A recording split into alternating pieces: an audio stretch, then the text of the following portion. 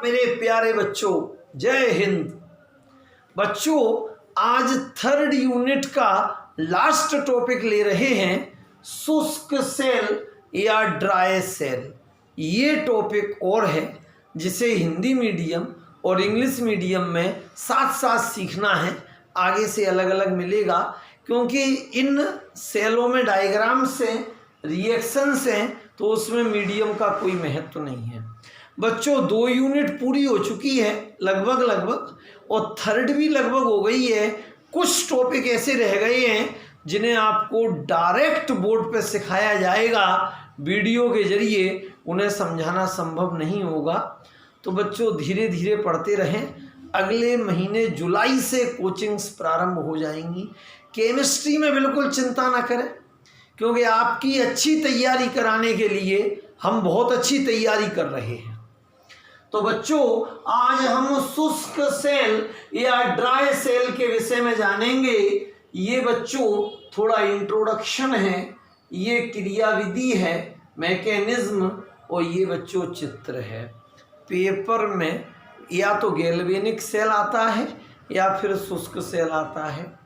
अब शुष्क सेल जो है एक सूखा सेल है, ड्राई सेल। बच्चों, आप लोगों ने जो सेल देख रखा है वो शुष्क सेल ही देख रखा है। दीवार पर घड़ी लगी है, घड़ी में जो सेल डाला वो शुष्क सेल है। टॉर्च में जो सेल डाला वो शुष्क सेल है। टीवी के रिमोट कंट्रोल का सेल शुष्क सेल होता है।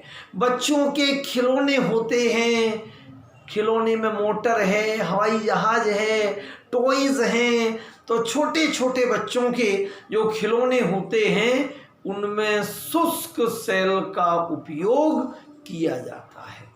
बच्चों, सबसे पहली बात, शुष्क सेल बच्चों कंपनियों के नाम बताएं। एवरेडी, नोविनो, निप्पो, पैनासोनिक, ड्यूरासेल, तमाम सारी कंपनियां, ब्रांड हैं शुष्क सेल की। तो बच्चों, सबसे पहली बात, शुष्क सेल को बनाया गया है एक महान वैज्ञानिक ले क्लांसी। वैज्ञानिकों के नाम हिंदी मीडियम वाले बच्चे भी इंग्लिश में लिखा करेंगे। तो वैज्ञानिक ले क्लांसी ने सर्वप्रथम शुष्क सेल की संरचना प्रस्तुत की। इस सेल में विद्युत अपघटन की क्रिया द्वारा विद्युत ऊर्जा उत्पन्न होती है। वैज्ञानिक ले क्लांसी ने सर्वप्रथम शुष्क सेल की संरचना प्रस्तुत की है। इस सेल में विद्युत अपघटन द्वारा विद्युत ऊर्जा उत्पन्न होती है। इस सेल का विभव 1.25 वोल्ट से 1.5 वोल्ट होता है। इस सेल का उपयोग खिलौने, घड़ी, रिमोट व टॉर्च में किया जाता है। बच्चों, ये 4 पॉइंट शुष्क सेल का बेसिक इंट्रोडक्शन है। अब इंग्लिश में सीखेंगे हम। साइंटिस्ट ले क्लांसी proposed the structure and mechanism of dry cell. In dry cell, electricity is produced by electrolysis reaction. The potential of dry cell is 1.25 volt to 1.5 volt. Dry cell is mostly used in toys, watch, remote and torch. अब बच्चों, हम इसके diagram को सीखेंगे। बच्चों, घर पे ये सेल सीखने के लिए कोई पुराना सेल हो उसको ले सकते हैं। एक एक पॉइंट खोलते जाओगे, आंसर के दर्शन होते जाएंगे। बच्चों, सबसे पहले हम इस पार्ट पे आ गए। Cylindrical apparatus of zinc. इसके चारों ओर प्लास्टिक का कवर होता है, जिस पर कंपनी का नाम लिखा होता है उससे कोई मतलब नहीं है। एक सिल्वर कलर का जिंक मेटल का सिलेंड्रिकल एपरेटस है। जिंक मेटल का बेलनाकार पात्र है, जिंक वेसल, जो एनोड का कार्य कर रहा है। बच्चों यहाँ एनोड पॉजिटिव ही होगा, गैल्वेनिक सेल में उल्टा हो गया था। अब एनोड जब पॉजिटिव है, ये सिस्टम का निगेटिव है, मतलब सेल का पॉजिटिव वस्तु के निगेटिव से जुड़ेगा और बच्चों सेल का निगेटिव वस्तु के पॉजिटिव से जुड़ेगा। आराम से सीखें बच्चों। शुष्क सेल में सर्वप्रथम जिंक धातु का एक बेलनाकार पात्र लिया जाता है जो एनोड का कार्य करता है। इस पात्र के अंदर एक पोरस पेपर की लेयर होती है या पन्नी का अस्तर होता है। इस लेयर के अंदर अमोनियम क्लोराइड और जिंक क्लोराइड का सेमी सॉलिड पेस्ट भरा होगा।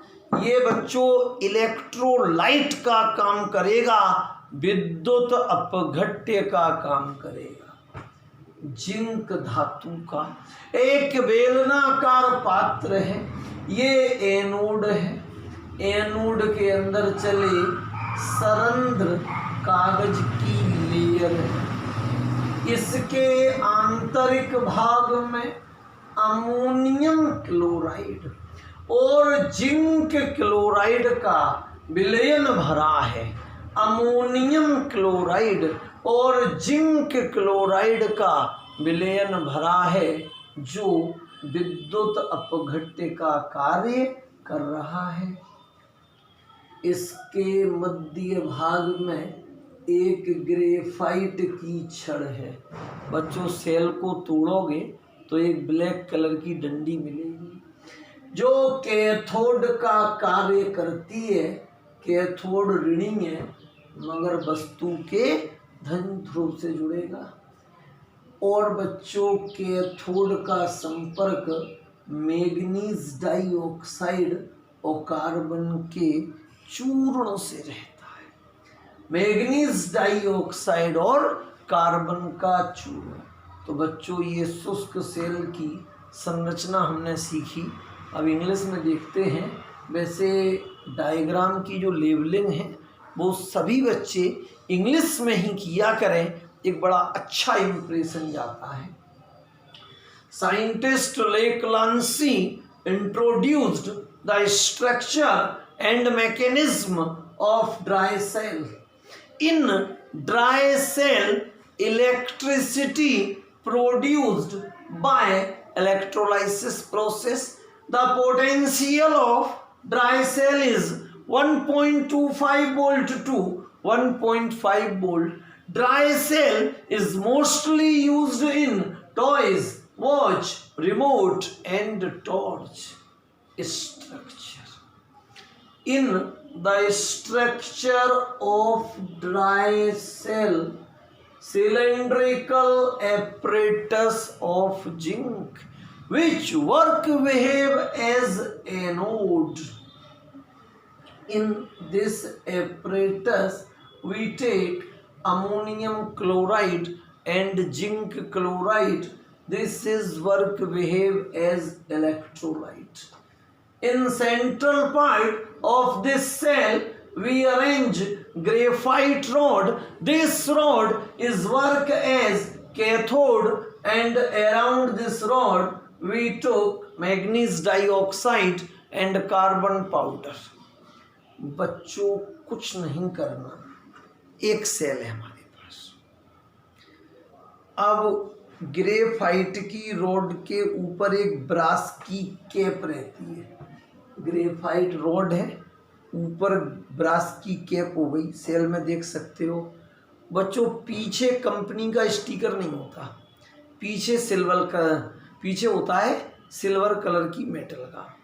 एक तार तो ब्रास की कैप से बांधा, पीतल की टोपी, और एक तार जिंक के एपरेटस से बांधा। ये एनोड है।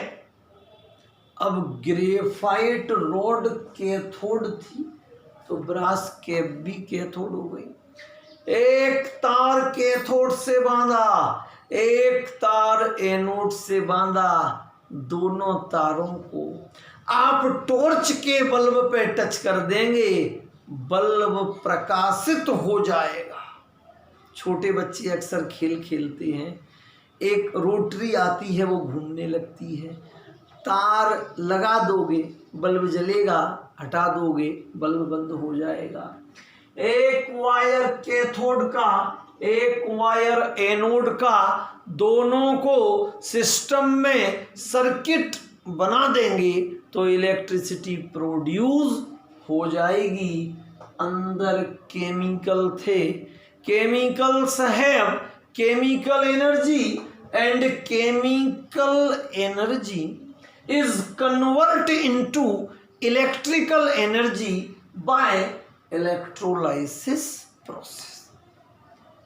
अंदर बच्चों रसायन थे, रसायनों की रासायनिक ऊर्जा थी, रासायनिक ऊर्जा विद्युत ऊर्जा में परिवर्तित हो गई। किसके जरिए? विद्युत अपघटन के जरिए। बच्चों इसकी मैकेनिज्म बड़ी अच्छी है, फिजिक्स में भी यही लग जाता है। सबसे पहले जिंक मेटल, तो जिंक तो भाई एनोड है, और एनोड पर ऑक्सीकरण की क्रिया होती है, ऑक्सीडेशन होता है। जिंक रॉड का जिंक मेटल 2 इलेक्ट्रॉन डोनेट करेगा, जेड एन डाइपॉजिट। बच्चों जिंक का परमाणु क्रमांक एटॉमिक नंबर 30 है, तो इस पे 30 इलेक्ट्रॉन, तो जेड एन डाइपॉजिटिव पे कितने हुए? 28। जितने प्लस होते हैं उतना माइनस कर देते हैं। तो जिंक रॉड का, जिंक सिलेंड्रिकल एपरेटस का एक जिंक एटम 2 इलेक्ट्रॉन डोनेट करेगा, जेड एन डाइपॉजिटिव बनाएगा। इलेक्ट्रॉन निकल गए, पॉजिटिव वैलेंसी बढ़ गई, इसे हम ऑक्सीडेशन कहते हैं। क्या कहते हैं? ऑक्सीडेशन। अब बच्चों इलेक्ट्रोलाइट लो, अमोनियम क्लोराइड 2 मॉलिक्यूल ले लें, रिवर्सिबल उत्क्रमणीय, twice NH4 positive plus twice Cl negative. एक NH4 पे 1 प्लस, 2 NH4 पे 2, 1 Cl पे 1 माइनस, 2 Cl पे 2। रिएक्शन है, लिख लिख के करें 5-5 बार। जिंक ने 2 इलेक्ट्रॉन डोनेट किए, जिंक ने 2 इलेक्ट्रॉन त्याग दिए, इट फॉर्म्स Zn डाइपॉजिटिव आयन। अब विद्युत अपघट्य के रूप में अमोनियम क्लोराइड का आयोनाइजेशन हुआ, twice NH4Cl reversible, twice NH4 positive plus twice Cl negative. बच्चों आपको 1 2 अगर आ गई तो 3 4 वैसे ही आ गए। इसका प्लस इसके माइनस में जोड़ो, Zn डाइपॉजिटिव जो है ट्वाइस Cl नेगेटिव में जुड़ेगा, इसका प्लस इसके माइनस में, Zn dipositive plus twice Cl negative, ZnCl2 नीचे जम जाएगा। क्या बन गया? ZnCl2। अब इसका प्लस इसके माइनस में जुड़ेगा, twice NH4 positive plus 2 electron, तो twice NH3 ammonia plus H2। Ammonium ion निकलेंगे, ग्रेफाइट रोड पे जाएंगे, 2 इलेक्ट्रॉन लेंगे, अमोनिया गैस और हाइड्रोजन गैस। फिर से देखो, जिंक ने 2 इलेक्ट्रॉन डोनेट किए, Zn di positive. Electrolyte is ammonium chloride, it will ionised into twice NH4 positive plus twice Cl negative. Zn di positive is combined with twice Cl negative, ZnCl2 is formed, twice NH4 ammonium ion reaches on cathode and accept 2 electrons, then it forms ammonia gas and hydrogen gas. Manganese dioxide के 2 molecule hydrogen gas के साथ combined होंगे, Magnus oxide plus water, last reaction में water बनता है। Cell को काफ़ी लंबे समय तक रखा रहने दो, गीला गीला हो जाता है, पानी छोड़ देता है, कभी कभार घड़ी और टॉर्च में जंग भी लग जाती है इसकी वजह से। 5 और रिएक्शन लिख लेंगे बच्चों, देखो 1 2 याद करना, 3 4 कैसे बनेगी, प्लस माइनस प्लस माइनस। 5 वाली मैग्नीज डाइऑक्साइड के 2 molecule, it is combined with hydrogen, then manganous oxide and water is form. अब बच्चों ये टोटल सेल रिएक्शन आती है, टोटल सेल रिएक्शन, संपूर्ण सेल अभिक्रिया, कुछ नहीं करना, इन 5 से बनेगी। LHS और RHS को काट दें, मगर काटने में क्रॉस का निशान नहीं लगाते, जैसे Zn डाई पॉजिटिव RHS में, ये हो गया LHS में, ये तो कट गया क्योंकि जो बना था वो यूज हो गया। ये 2 इलेक्ट्रॉन RHS में, 2 इलेक्ट्रॉन LHS में, समझ में आ रहा है। LHS और RHS को हम अंडरलाइन कर रहे हैं। Twice NH4 positive, twice NH4 positive, twice Cl negative, twice Cl negative. और है बच्चों कुछ, हाइड्रोजन हाइड्रोजन। अब जो बच्चों बच गया ना वो उठाओ, LHS उठाओ पूरा, Zn प्लस, ये बचा है Zn plus twice NH4Cl, cut गए कट गए कट गए कट गए, ये बच गए ट्वाइज MnO2, तीर लगा दें, ये गया ये गया ये गया ये गया, ये रह गया ZnCl2 प्लस ये रह गया ट्वाइज NH3, ये गया Mn2O3 प्लस H2। बच्चों बड़ा सरल काम, एक बार थोड़ा रिवाइंड अप कर ले हम। ड्राई सेल या शुष्क सेल को वैज्ञानिक लेकलांसी ने सर्वप्रथम शुष्क सेल की संरचना व क्रियाविधि प्रस्तुत की। इस सेल में रासायनिक ऊर्जा का विद्युत ऊर्जा में परिवर्तन विद्युत अपघटन की क्रिया के द्वारा होता है। शुष्क सेल का विभव 1.25 वोल्ट से 1.5 वोल्ट होता है। इसका उपयोग खिलौने, घड़ी, रिमोट कंट्रोल व टॉर्च के निर्माण में किया जाता है, टॉर्च में किया जाता है। संरचना, शुष्क सेल की संरचना में जिंक धातु का बना एक बेलनाकार पात्र होता है जो एनोड का कार्य करता है। इस पात्र के अंदर अमोनियम क्लोराइड और जिंक क्लोराइड का पेस्ट भरा होता है जो विद्युत अपघट्य का कार्य करता है। सेल के मध्य भाग में एक ग्रेफाइट की छड़ होती है जो कैथोड का कार्य करती है और छड़ के चारों ओर मैग्नीज डाइऑक्साइड व कार्बन का चूर्ण भरा होता है। क्रिया विधि, जिंक का परमाणु 2 इलेक्ट्रॉन त्यागता है, Zn डाई पॉजिटिव बनाता है। यह क्रिया ऑक्सीकरण कहलाती है। विद्युत अपघट्य के रूप में अमोनियम क्लोराइड निम्नानुसार आयनित होता है।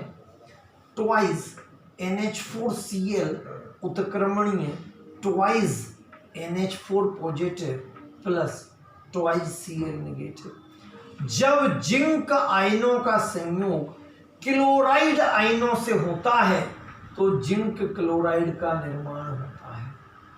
अमोनियम आयन ग्रेफाइट की छड़ की ओर चलते हैं और 2 इलेक्ट्रॉन ग्रहण कर लेते हैं, फलस्वरूप अमोनिया गैस और हाइड्रोजन गैस का निर्माण होता है।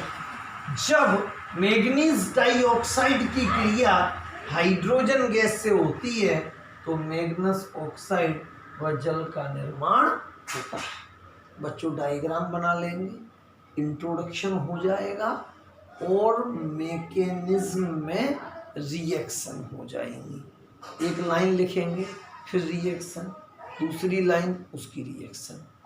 तो बच्चों थर्ड यूनिट बहुत बड़ी यूनिट होती है। इसके जो आप लोगों को नोट्स बन रहे हैं गूगल से डायग्राम लिए हैं, गूगल से ही रिएक्शनें ली हैं। ऐसे नोट्स हमने तो अपने जीवन काल में आज तक नहीं देखे जैसे नोट्स हम आप लोगों के लिए बना रहे हैं। तो 2 यूनिट लगभग रफ कॉपी में नोट करते जाना, एक अलग रजिस्टर बना लो। 3 यूनिट भी करते जाना, 3 पूरी हो गई है।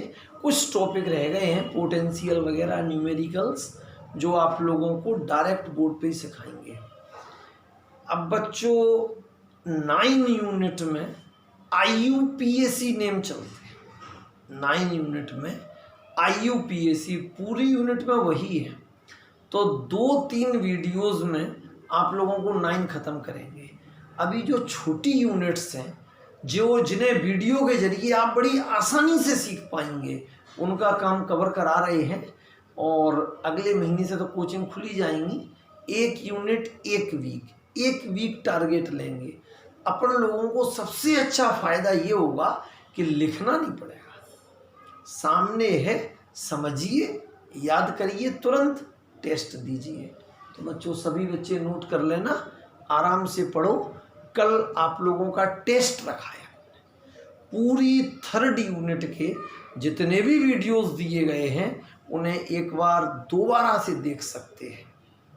और बच्चों चैनल को लाइक कर दिया करें, सब्सक्राइब कर दिया करें, ठीक है। और अधिक से अधिक बच्चे देख पाएँ। यूट्यूब पर अपने चैनल का नाम मालूम ही है, द केमिस्ट्री कुरुक्षेत्र डबरा। तो कल आप लोगों का टेस्ट है। कल हम आपके लिए 25 ऑब्जेक्टिव निकालेंगे, उनको आप लोग सॉल्व करना। पेपर्स को रखते चलिए, जितना काम दे रहे हैं हमने रिकॉर्ड मेंटेन किया है एक कागज़ का, आप भी रिकॉर्ड मेंटेन करें, ठीक है। बहुत बहुत धन्यवाद मेरे प्यारे बच्चों।